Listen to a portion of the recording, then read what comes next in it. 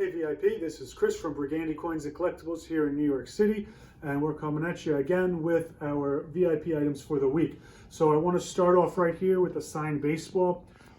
This tandem of Mickey Mantle and Roger Maris is the second most desirable tandem in baseball history, of course right after Babe Ruth and Lou Gehrig. These Yankee teammates, of course, in 1961, along with winning the World Series, they also had the 61 home run race where Roger Maris hit 61 and, of course, set the record, breaking Babe Ruth's record. And Mantle, neck and neck, fell short at the end of the season with 54 home runs. So getting these two guys on a ball, and just these two guys on a ball, is highly collectible for any Yankee fan or even baseball fan. So right on the sweet spot, we have Mickey Mantle, and that was his typical spot. Mantle always signed on the sweet spot. So now I'm going to turn it around here, and this is the Roger Maris autograph. So as you can see, the ball, it's a really nice ball, very minor toning, and the autographs are really nice, dark ballpoint signatures.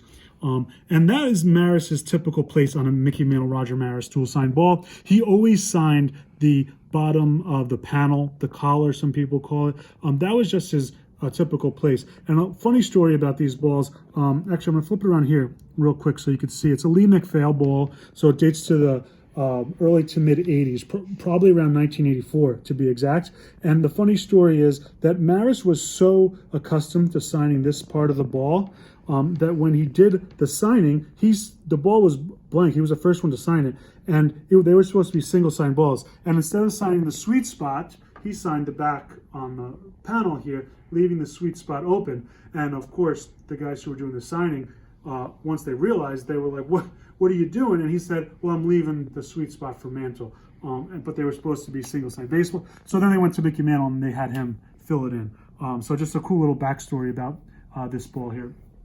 I want to switch gears, go back to the wall over here, and let's start with some some space. So we have Apollo 11, Buzz Aldrin, first man on the moon, and then we have the American flag, just an iconic shot.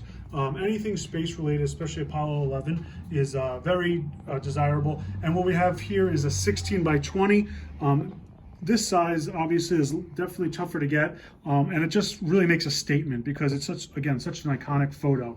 And you have just a great contrast with the flag and then the black background there. Moving along here, let's go back to some vintage baseball. We have Larry Lajoie signed 8 by 10. Of course, he was in the first Hall of Fame class, 1937, and Lajoie autographs are pretty tough. He died in 1959.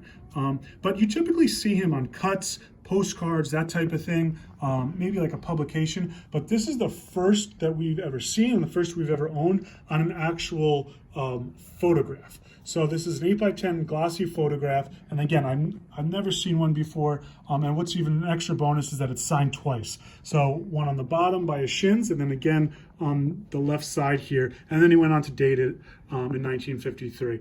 Just a really, really rare item. Again, I haven't seen one before. Let's going to switch gears here to some entertainment. We just got this in. This is a great piece.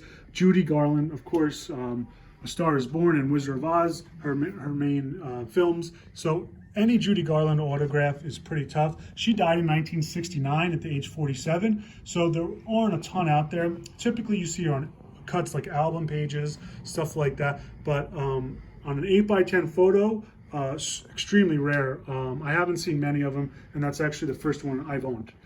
So again, just a really rare, cool item. Let's finish up top here. So we have a gigantic LeBron James photograph signed. It's 20 by 24, just a massive piece. He signed the upper left-hand corner up there. We measured it because it's gigantic. It's 8 inches long. It's just a huge signature. And then this photo, real quick, 2012. That was LeBron's first championship with the Heat, and he has 4 overall. That's the first of 4.